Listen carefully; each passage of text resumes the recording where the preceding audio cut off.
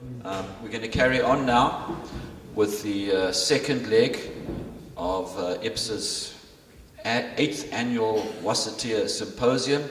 I think by now everybody has got the gist of the idea that we are talking about Muslim personal law and the Muslim Marriages Bill. So I'm not going to go into all those sexy details which we do for television and radio. I'm going to introduce our panel, and they're going to be addressing the issue of the current status of Muslim personal law within the South African context, chaotic development of case law versus viable legislative frameworks. All right, I'm glad I'm not a lawyer. I'm going to introduce our first speaker, and by the way, we're going to conflate the Q&A to the end of all of these sessions just before Dhuhr, and then you can fire away at the various speakers. Advocate Adv F Essop, to give her full title, graduated with a law degree from UCT and practiced as an attorney at the Legal Resources Center and the Women's Legal Center, whilst completing her Masters in Law. She joined the Cape Bar as an advocate of the High Court in South Africa in 2003 and says by 2023 she will be a judge. Advocate Adv F Essop, welcome to the podium. أعوذ بالله من الشيطان الرجيم بسم الله الرحمن الرحيم الحمد لله رب العالمين والصلاة والسلام على أشرف المرسلين سيدنا ونبينا ومولانا محمد صلى الله عليه وسلم. Assalamu alaikum wa rahmatullahi wa barakatuh. To our honored shuyukh and respected guests, Alhamdulillah, thank you. I'd like to thank IPSA and the organizers for inviting me to speak at the symposium. As an alumni of IPSA, it's quite an honor to be speaking at the Wasatiyyah Symposium this year. I've been asked by the organizers to speak about the chaotic development of case law versus viable legislative framework. And I'd like to start by saying, on the assumption that there is this chaotic development of case law, the question we need to ask is, why has there been this chaotic development of case law by the courts? And the answer to that is quite simply because there's no legislative framework. In the absence of any legislation recognizing and regulating Muslim marriages, we have the courts making decisions on an ad hoc, piecemeal basis as matters come before the court by various litigants. So basically what as we all know by now, is that 23 years after democracy, Muslim marriages are still not recognized by South African law. Our courts have tried to grant limited recognition to spouses in Muslim marriages, but our courts cannot order the wholesale recognition of Muslim marriages because that's not within their capacity. And this, I know that Shafiq spoke about the sexy elements of Muslim marriages. There are some very technical stuff that requires some kind of explaining, which I will try and do as I go along. But basically, it's we have what you call in South Africa separation of powers, where you have the legislator who makes the law, the executive who enforces the law, and the judiciary who adjudicates on the law. So in this particular case, the courts have tried to assist different litigants, especially women, where they have found themselves disadvantaged or prejudiced as a result of the non-recognition of Muslim marriages. And so they have basically ruled on, in certain instances, that Muslim marriages must be recognized as valid. But the court can only make decisions based on the facts before it. And that is one of the limitations of relying on the courts to decide the validity of Muslim marriages. And so now, bearing that context in mind, I'm going to go through some of the cases that has impacted on the recognition of Muslim marriages. And it's important to understand these cases because there seems to be quite a bit of confusion, and that's probably why the organizers have referred to it as chaotic development. One of the earlier cases is the case of Rylands versus Idros in 1997, where in that particular case, the parties came to court and tried to enforce certain provisions of a Muslim contract. Now, there was no written contract. What the court did was it relied on the fact that both parties agreed that a Muslim marriage is actually a contract between parties, and that there are certain implied conditions that flow from such a contract. For instance, the husband has to nafaka his wife, and and in this particular case, one of the conditions that the court did uphold, the implied kind of provisions of a Muslim contract, was that post marriage, after the parties have divorced, because there's an existing contract and because there are implied provisions of a Muslim contract, one of those conditions is that the husband is required to nafaka the wife, and in this particular case, the husband didn't nafaka his wife, and so the wife was claiming, after divorce, she was claiming arrears maintenance. And the court actually upheld that claim and said, yes, you can claim arrears maintenance for the 3 years that he didn't maintain you. However, you can't claim it for all the years of your marriage. Let's say you married 10 years, you can't claim it for 10 years. You can only claim it for 3 years, because in South Africa, we are bound by the Prescription Act, which says you can only claim a debt for 3 years from when it arises. So the court was quite creative and upheld the arrears maintenance claim of the wife in that matter. The court also upheld the claim by the wife for a consolatory gift, the muta, on the basis that he had divorced her without any good reason. And so in that particular instance, the South African courts tried to help the plaintiff wife and granted her some of the relief that comes from Islamic marriage contract, even though there was no express contract, written contract between the two parties. Then the question is, what are the implications for us in Muslim marriages? And for Muslims, it's the fact that we can actually draft contracts. When we get married, we can actually draft contracts, Muslim marriage contracts, and that contract will be enforceable between the two of us as husband and wife. And in the event that one of the parties eventually breaches on divorce or at some point during the marriage, then that matter can actually be taken to court, because we have precedent in our Cape High Courts where the courts have actually upheld the recognition of the Muslim marriage contract and the consequences, some of the consequences that flow from such a marriage contract. Of course, there are limitations. You can't, if he hasn't maintained you and nafakaed you for 15 years, unfortunately, you're not going to be able to claim all of that. You're only going to be able to claim for the 3 years. In Sharia, you can, but it's difficult to enforce that Sharia claim. So unless you're going to appeal to his morally and Islamic law, you can tell him that this is your obligation. But in South African law, you can only enforce for 3 years. Then we have the subsequent case of Daniels versus Campbell. I'm sure a lot of people know about this case. In the past, because our marriages weren't recognized, if you died and you didn't have a will, then your estate will go according to the interstate laws of South Africa. And in the past, Muslim marriages and spouses in Muslim marriages weren't regarded as spouses in terms of the South African interstate law, and so they were excluded from inheriting. And in this particular case, the court now said, no, that's unfair. Spouses in a Muslim marriage are no different to spouses in any other marriage, and so the spouse in a Muslim marriage can now also inherit in terms of the Interstate Succession Act of South Africa. The only thing is, when I speak about the practical implications for Islamic law, as you know, in the Islamic law of inheritance, when the husband dies, the wife gets a quarter if there are no children, an eighth if there are children. Similarly, the wife dies, the husband gets a half if there are no children, or a quarter if there are children.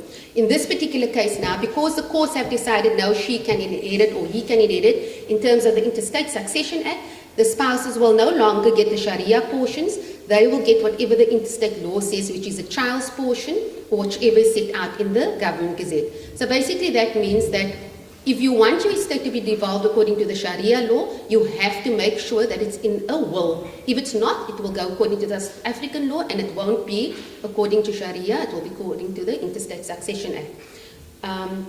Also in this case, what happens is, in South Africa, you have what you call complete freedom of testation. So if you want to leave your entire estate to the dog, you are most welcome to do that. Not in Sharia, in South African law. But to protect the wife and to protect the children, the South African law introduced the Maintenance of Surviving Spouse Act.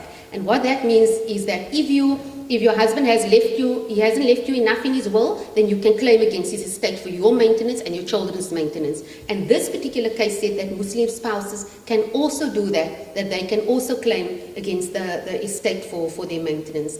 And part of my research, I'm doing my thesis on inheritance in South African law and Islamic law, I've discovered that actually does happen, that spouses, even though the will says you can get an eighth or a quarter, spouses feel that that's not enough, so they actually put in a claim in terms of this particular act, because that's what the Daniel case actually allows. Then you have the subsequent case of, and that Daniel's case was a constitutional court case, so it's applicable to all the courts in South Africa, and anybody whose husband or wife dies and they're not married in the civil law, you can put in a claim in terms of the Interstate Succession Act if there's no will. Then you have the subsequent case of Khan versus Khan. In that particular case, the court held that partners in a Muslim marriage owe each other a duty of support, just as in any civil marriage, and therefore they have a right to claim maintenance from one another in terms of the Maintenance Act. What does this mean for Islamic law of nafaka? It basically means that, as you know, as the previous speakers have indicated, in Islamic law, the duty of nafaka, the duty of support, falls on the husband. He has to provide food, clothing, healthcare, etc. In this particular case, albeit only in the Transvaal division, the court has said no, that in this matter, both husband and wife owe duties to support each other, and they can actually claim from each other. So that's also some kind of progress. In one way it's progress, but in another way it's not necessarily consistent with the Sharia laws of duty of support. Then you have the polygamous spouse's right to claim to maintenance. In the Daniels matter that I spoke about earlier, if a husband dies and he left a wife, or wife died and left a husband, you could claim in terms of the Interstate Succession Act. In this particular case, this was a polygamous setting, and the wife came to court and she said, yes, in Daniels you said that a spouse in a can inherit in a Muslim marriage, but what if there's more than one spouse? Can we both inherit in terms of the Interstate Succession Act? And the court came back and said, yes, even if there's more than one spouse, Muslim spouse, then both spouses can now inherit in terms of the Interstate Succession Act. Now, you know, in Islamic law of Sharia, if there's more than one spouse, that two spouses or three spouses, they have to divide the 1/8 amongst all of them. Like I spoke to an attorney recently, she said she knows of an imam who's on wife number 5. He's the first wife died, and so he's now moved on to wife number 4. But so all 4 wives will have to divide that 1/8 between themselves if he dies. In terms of the Sharia law of mirath, inheritance. In South African law, now if he dies and there's more than one Muslim, they will each get a child's portion or whatever set out in the government gazette. That is what this particular case, which is also a constitutional court case, and so it's binding across all the jurisdictions. What are the consequences from an Islamic law perspective? There was one particular issue in this, and Sheikh Munir, I know, and Najma Musa wrote on this particular aspect, and that is that in this particular case, the claimant, the wife number 2, well, actually she was wife number 2, there was a third wife as well, she and her husband, the MJC, had actually issued a fasakh. Maulana Karan, I think that our Raham, he had issued a fasakh in that particular matter, and as you know, after a fasakh, the marriage is irrevocably ended, and you don't inherit from each other. The court, however, somehow misunderstood the application of a fasakh versus a talaq, and granted this wife a right to inherit despite the fact that she had been irrevocably divorced factually from her husband. So this is one of the possible risks of having the courts deal with these matters, is that even though we don't have legislation, the fact of the matter is, as Sheikh Fattar says, people are taking matters to the court anyway, and the court is developing the jurisprudence around Islamic marriages, divorce and inheritance. And there's obviously quite clearly obvious risk to that, because the court might possibly misunderstand the Sharia, as in this particular case where they misunderstood the implications of fas. If after your first talaq, and your husband dies, it's irrevocable, you can still inherit. But after fasakh, if it's irrevocable, then the general understanding is that you can't inherit. So basically what this case said is now that more than one spouse can claim from a deceased estate. Then you have in KwaZulu-Natal and in Port Elizabeth, the High Courts, they granted interim maintenance orders. Now, if you're married by South African law and you're going through a divorce, and in the meantime, while you're going through the divorce, you need maintenance for yourself and you need maintenance for your child, you can bring an application in the High Court. It's called a Rule 43 application for interim maintenance. Now, we were always excluded from that. If you're married only by Islamic law, you could never bring that application while you're in the process of a talaq. You can't then go to the court, you can't go to the Muslim judicial bodies because they have no enforcement powers. So what these litigants, these Muslim women did was They said, we are being discriminated against because we married by Islamic rights only. Why should we also not have access to the Rule 43 interim maintenance? And the court said, of course, that is discriminatory, and you actually are allowed to claim maintenance. And in fact, the court allowed them to claim maintenance beyond the 3 months of iddah. As we know, in Islamic law, the general understanding is you can only claim for your 3 months of iddah after divorce. I say general because you can agree otherwise in your contract, and I'll elaborate on that later. But in any event, the court said you can claim beyond the 3 months of iddah. And also in this matter, the court also said you could even claim it irrespective of the fact that an irrevocable talaq has been issued and the iddah period has passed. So basically, once again, the courts, what they are trying to do is to assist women. They are seeing, as the previous speaker has mentioned, the difficulties that women undergo during marriage without nafaqah, post-marriage, during divorce. So what the court is trying to do, what the judicial bodies might try to do, but they don't have any enforcement powers. So what women do is they go to the secular courts, and the secular courts are trying in their way to assist women in alleviating the plight that they experience.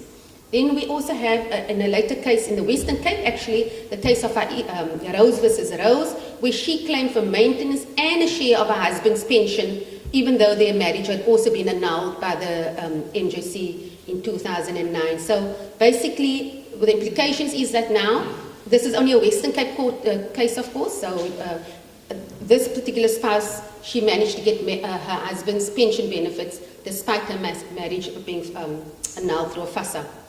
So basically that is some of the cases. I'm not going to go into all of it, but that's how the case law has developed. And then subsequent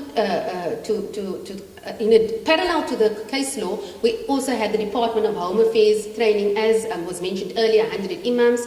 And these imams were then trained as marriage officers. Now, it's very important to understand that these marriage officers and the registering of these marriage officers didn't make Muslim marriages valid, or didn't recognize Muslim marriages as valid. It was reported like that in the press, but that was not the case. What it simply means is that the imam, when he acts in his capacity or her capacity as marriage officer, and they comply with all the formalities of the Marriage Act, then in effect that marriage is a civil marriage.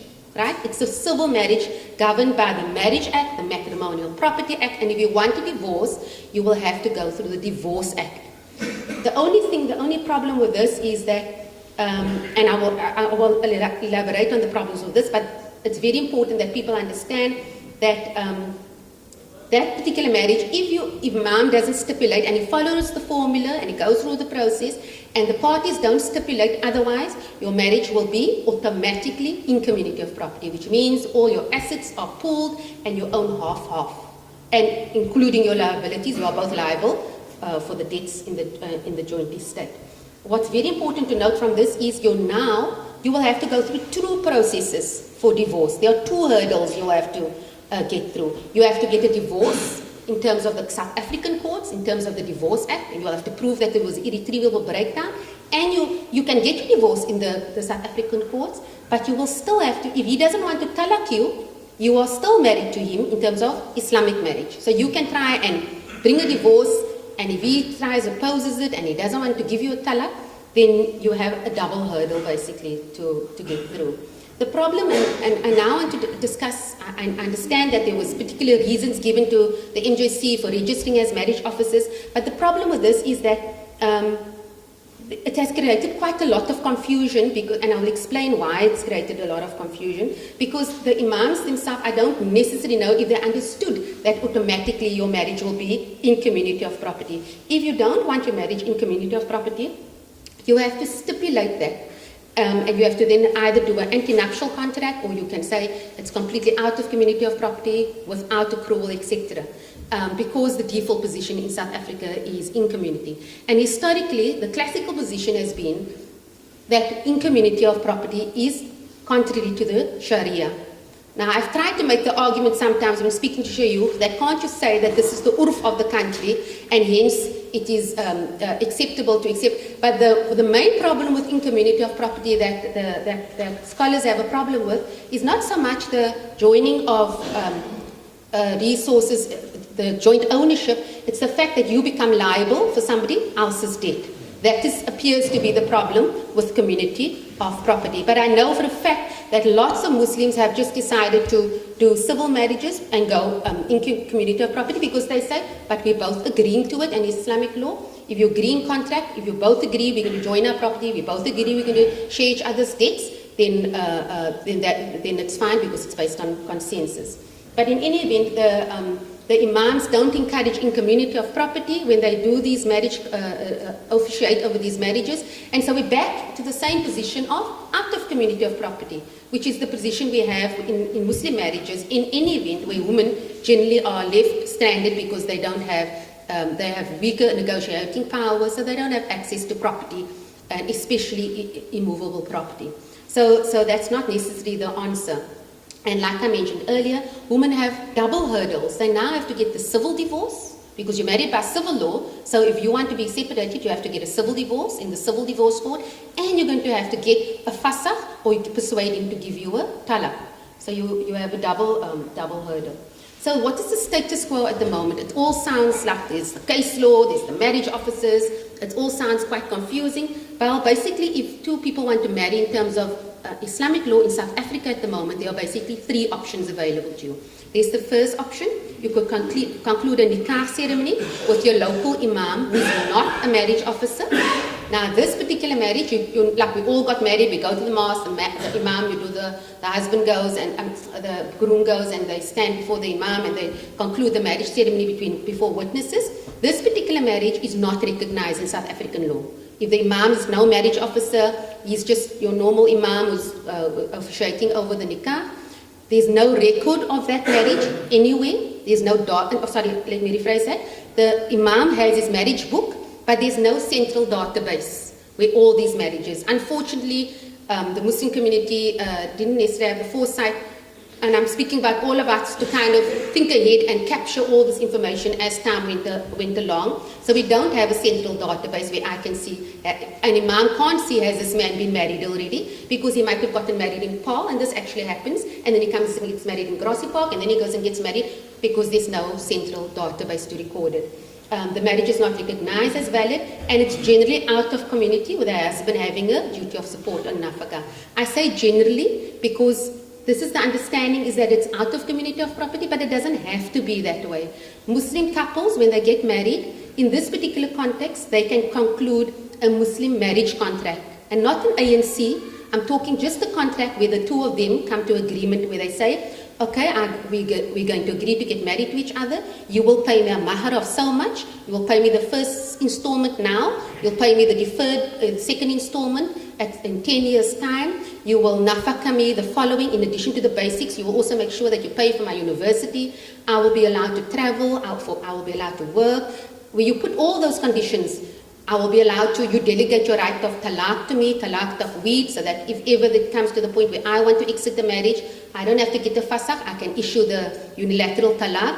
All of those conditions you can put into a Muslim marriage contract. And in fact, I highly advise couples who are just going to follow this route of the imam, who's not a marriage officer, draw up a marriage contract. Speak to somebody who's an imam, or preferably somebody who's a imam and with South African legal background, and draw up that contract. That contract is enforceable between the two of you only. It's not like an ANC which is enforceable versus third parties. That contract will be enforceable between the two of you. It's enforceable in two ways. It's enforceable in terms of Islamic law, because in Islamic law, when you draw up a contract, you have to uphold the conditions of that contract. I think it's the verse, and she can, what's the name in on this? Ya ayyuhalladhina amanu ufu bil uqud. You believe, uphold your agreements. So if you have a Muslim marriage contract with all those agreements, Islamically and morally he is obliged to uphold that agreement. But we all know in reality that people don't do that. So if he doesn't and they breach it, husband or wife, then you can go to the South African courts. And why do I say this? Because there's already precedent, like I told you, in the first case. In the first case of Rylands versus Idros, the courts actually upheld the Muslim contract. The court enforced arrears maintenance. The court enforced the conciliatory gift. So you can then go to the court and say, this is the contract that we drew up, flowing from our Islamic marriage. He has breached and I want to enforce it. So that can be enforced in a South African court. The second option is where you get married by a nikah ceremony with a local imam who's also not a marriage officer, and then you go to Home Affairs to register your marriage in terms of the Marriage Act. This also happens often. People get married and for different reasons, like Imam Sheikh Fattar was saying, they get married by the nikah and now they have to travel, so they go to Home Affairs and they have their marriage registered. They don't stipulate any matrimonial property regime, which means your marriage is automatically in community of property, unless you're going to stipulate otherwise. And that is by drawing up an antenuptial. The third option, and this is the option for those now who go to these marriage imams who are registered marriage officers. Here you can basically fulfill both the formal requirements of the Marriage Act and you can have the religious requirements of a nikah. Such a marriage ceremony must be conducted by an imam who's a marriage officer, and he has to follow, or she has to follow, all the requirements of the Marriage Act.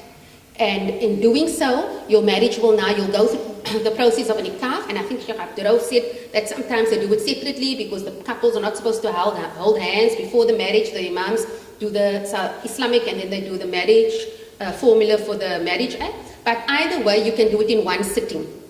If you don't, once again, if you don't stipulate, your marriage will be automatically in community of property. What's important to note here is that polygamous marriages are not regarded as valid in terms of the Marriage Act. The only polygamous marriages that are valid are those polygamous marriages in terms of the African Customary Marriages Act. There's the recognition of African customary law marriages, and their polygamous marriages are recognized. But if you go to an imam and you're married, and that imam is a marriage officer, and you get married once in terms of civil law, you can't go to another imam and get another civil marriage. It is unlawful, it is illegal. And that in itself causes problems which I will briefly elaborate on. So once again, the default position is in community unless you stipulate that it's out of community, and unless you do an ANC before the nikah ceremony.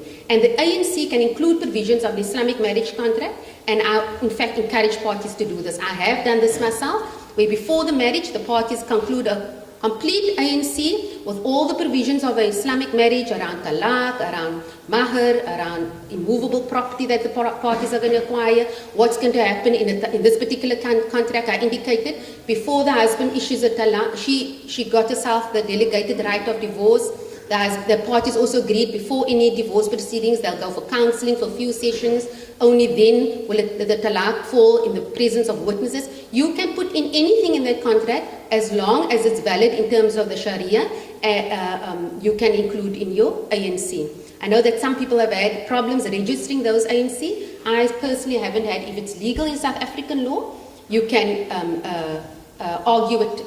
The only thing that I included in this particular contract, which I know will be challenged, if it comes to that, was on the issue of minor children, because this particular couple wanted to dictate who gets the minor children if something happens to both of them, and the courts, as the upper guardian of the child, they will always have the final say on those issues. So why is it a problem the way the status quo is now and the way the courts have developed Muslim personal law? Well, simply because firstly, the courts are very costly. If you want to enforce any of these contracts, you have to go to a court, which is costly, it's time consuming. Sometimes the courts might misunderstand and get the fiqh wrong, like in the Hassan case. The courts have limited powers owing to separation of powers, and there's also limits to in terms of time and resources in terms of getting the courts to enforce these Muslim contracts. So basically, as a result of all of these issues that I've discussed, there's an absolute need for a legislative framework. Because in the absence of that legislative framework, you have the ad hoc case law developing, you have the Muslim judicial bodies who have different approaches and different rulings, and people tend to forum shop. If this imam doesn't want to get me married, I'm going to go somewhere else. So you have that particular problem. There's no consistent application of the Sharia, no set regulation of the Muslim judicial bodies. Then there's also lack of information. I might be speaking about all these things you can put in a Muslim contract, like talaq, tafweed, and consolatory gift, but most people don't know this. And the Muslim marriage bill, there are certain provisions which is quite clear. It sets out everything quite clearly. So if there's legislation, then there's no need for people to kind of go and find out these things on their own. very important also is the lack of enforcement powers, which the Sheikh Fattar spoke about, that even if the Muslim judicial body tells this man, or look, in terms of the Sharia, this is your responsibility, the fact of the matter is, he is under no obligation to listen to the Muslim judicial body. What I must make very clear here is that even though our marriages are not recognized, it's very important to know that as women, if your husband is not maintaining, if both parties actually are responsible for the maintenance of their minor children. So irrespective of whether you're married in Islamic law, civil law, whatever it might be, you are required to maintain your child, and if you don't, you can bring an application against your spouse for not maintaining that minor child. One of the biggest problems with the lack of legislative framework is that women are generally disadvantaged, and especially in the polygamous scenario. So for instance, let's sketch a scenario. If somebody, let's give somebody a name, Ahmad marries Zainab 18 years ago, they married by Islamic rights only, right? And then, because he's the primary earner in the house, he then takes out the bond and he puts the house in his name. She works like part-time and then she looks after the children. And 18 years later, Ahmad's going through a midlife crisis and he now decides to get a younger wife, and he marries wife number 2 by civil marriage. Whether it's by the marriage officer, whether it's by home affairs, he goes and gets married. She persuades him now to have a nikah, but she says, let's go get married civil law as well. And they don't stipulate otherwise, and now they get married. So that we haven't stipulated, so he gets married to wife number 2, Shahida, and his marriage to Shahida is now in community of property. What does that mean for Zainab? It means that the house that Zainab has stayed in for 18 years with her and her children, the new wife now owns half of her house that she's lived in for 18 years. That is the reality of the polygamous marriages not being regulated. Wife number 2, who's married by civil law, she is going to have stronger rights than wife number 1, who's only married from Islamic law. And if Ahmad decides to talaq poor Zainab, then nothing stops him and his new wife from evicting Zainab from that house, which she's lived in for 18 years, because she has it's not registered in her name at the Register of Deeds. It's registered now because it's in community of property in his name and it's the new second wife. So this is highly problematic, the lack of legislation. So there's a desperate need for legislation and regulation of Muslim marriages and divorce. And I listened to a speech by the Deputy Minister Fatima Chawan last night in Durban, and she was talking about the omnibus legislation. And basically what that means is there's talk about bringing in one legislation for all religious marriages. This model hasn't worked anywhere in the world. In fact, the Law Commission, who was tasked with looking at one's Marriage Act, they themselves had said that that the calls for adoption of uniform marriage legislation will not be straightforward or uncomplicated, and it will be, if you look at these particular countries, Nigeria, India, Trinidad and Tobago, the main lesson from all of them is that that couldn't work. So we shouldn't accept it when the government comes back and says, no, there's this one marriage act and Muslim marriages, Hindu marriages and Jewish marriages will all be covered, because our systems are very different. So that is not the answer. We need specific legislation that covers Muslim marriages and Muslim divorce and issues around maintenance and custody. And the Muslim Marriages Bill, that was a start, and basically we need to go back to the drawing board, and like Fatima mentioned, we need to look at alternative ways and creative ways of addressing how we perceive marriage. And we need to proactively partake in this legislative process, and we need to develop the fiqh of marriage and divorce in line with our current context as a minority and in line with the objectives of the Sharia, bearing in mind the more contemporary understandings of what constitutes maqasid and Sharia. And I thought I was very happy to hear Sheikh Lima speak this morning about the importance of urf and maqasid, because I think that is very important in our context as a minority, that yes, we need to, and what he said was very important, is that any position that we're going to take is going to in all likelihood be a minority position.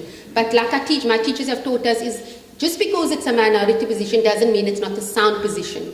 And if we need to find creative ways of using maslaha, using urf, And basically looking at the maqasid, what is the purposes and objectives behind our law, and then let that influence what we eventually put into the specific legislation. And it's quite interesting that the Sheikh Luma had quoted the exact quote that I had at the end of my conclusion, and that is that the Sharia is based on wisdom and achieving people's welfare in this life and the afterlife. Sharia is all about justice, mercy, wisdom, and good.